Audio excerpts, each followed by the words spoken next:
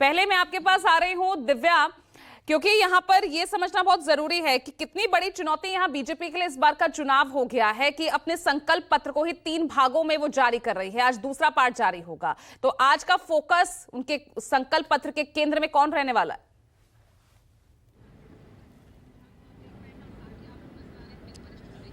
बिल्कुल, देखिए पूजा, अगर बात की जाए, आज संकल्प पत्र पार्ट 2 जारी होगा और थोड़ी देर में लगभग 11 बजे पूर्व केंद्रीय मंत्री अनुराग ठाकुर जो है वो संकल्प पत्र जारी करेंगे और 3 भागों में बांटने की कोशिश इसलिए भी यहाँ पर की जा रही है जिससे कि 5 फरवरी का दिन है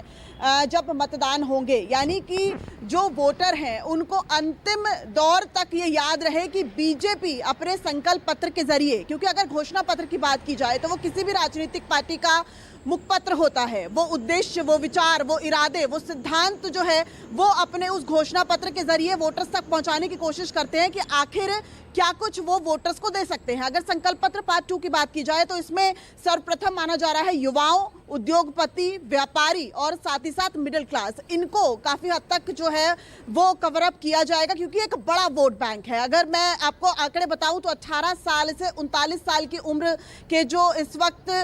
जो उनका प्रतिशत है वो 48% है, 1.25 करोड़ दिल्ली की जनता में। और साथ ही साथ इस बार अगर नए फर्स्ट टाइम वोटर्स की बात की जाए तो वो भी 2,08,000 है, यानी कि एक बड़ा वोट बैंक है। साथ ही साथ उद्योगपति और व्यापारी की बात की जाए तो वो बीजेपी का कोर वोट बैंक रहा है, तो अपने उस वोट बैंक को और ज्यादा मजबूत करने की कोशिश वो संकल्प पत्र के माध्यम से करेंगे। वहीं मिडिल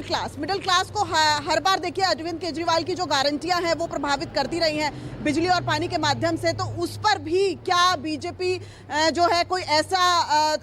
कहा जा सकता है कि ला सकती है जिसकी वजह से वो मिडिल क्लास को भी कैटर कर सके। अगर संकल्प पत्र पार्ट 2 की बात की जाए तो ऐसा माना जा रहा है युवाओं के लिए खास तौर पर कि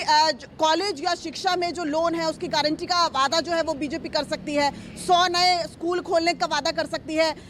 लगभग माना जा रहा है कि 2 से 4 नए कॉलेज खोलने की बात बीजेपी यहाँ पर करती नजर आ सकती है। मेट्रो में रियायत छात्रों को जो है या फिर बसों में रियायत छात्रों को दी जा सकती है। इसको लेकर अरविंद केजरीवाल पहले ही प्रधानमंत्री नरेंद्र मोदी को पत्र लिख चुके हैं कि मेट्रो में 50% तक छात्रों को छूट होनी चाहिए, यानी कि वो भी अपने बीजेपी संकल्प पत्र में जारी कर सकती है। और रोजगार को लेकर और नए अवसर क्या कुछ प्रदान कर सकती है बीजेपी, ये भी जो है वो अपने संकल्प पत्र में शामिल कर सकती है। तो इस लिहाज से बीजेपी का जो संकल्प पत्र है आज युवाओं, उद्योगपति, व्यापारी और मिडिल क्लास को समर्पित होगा। पहले पार्ट में हमने देखा कि महिलाओं, झुग्गीवासी और बुजुर्गों के लिए बीजेपी ने कई घोषणाएं की और संकल्प पत्र नाम रखने के पीछे बीजेपी एक बड़ी बात ये भी कहती है कि घोषणा पत्र वो होता है कि आपने घोषणाएं कर दी, जिसको लेकर वो लगातार अरविंद केजरीवाल की सरकार पर निशाना साधती है कि वो घोषणाएं तो करते हैं, उन्हें घोषणा मंत्री तक कह देती है कि घोषणाएं तो करते हैं लेकिन पूरा नहीं करते हैं। उसको लेकर एक फेहरिस्त भी बीजेपी लगातार बनाती आई है कि कौन कौन सी घोषणाएं की और कौन कौन सी उन्होंने पूरी नहीं की। क्योंकि पिछली बार जब राष्ट्रीय अध्यक्ष जेपी नड्डा संकल्प पत्र पार्ट 1 जारी कर रहे थे तो सबसे पहले उन्होंने ये बताया कि पिछले सालों में बीजेपी ने जो वादे किए उनको 99.9% पूरा भी किया, यानी कि पहले जो घोषणाएं की उनको किस तरीके से संकल्पित किया। और आज भी ऐसा ही माना जा रहा है कि पार्ट 2 में कुछ इस तरह की झलक देखने को मिलेगी और ऐसा माना जा रहा है कि जो पार्ट 3 है वो गृह मंत्री अमित शाह जो है वो जारी करेंगे, यानी एक बड़ा वोट बैंक। दिल्ली चुनाव बीजेपी ने एक लकीर यहाँ पे खींच दी है, पहले जन कल्याणकारी योजनाएं और रेवड़ियां, सेवा और मेवा में किस तरह से अंतर होता है। अब एक नया डिफरेंस यहाँ पर घोषणा पत्र और संकल्प पत्र में भी जारी कर दिया गया है।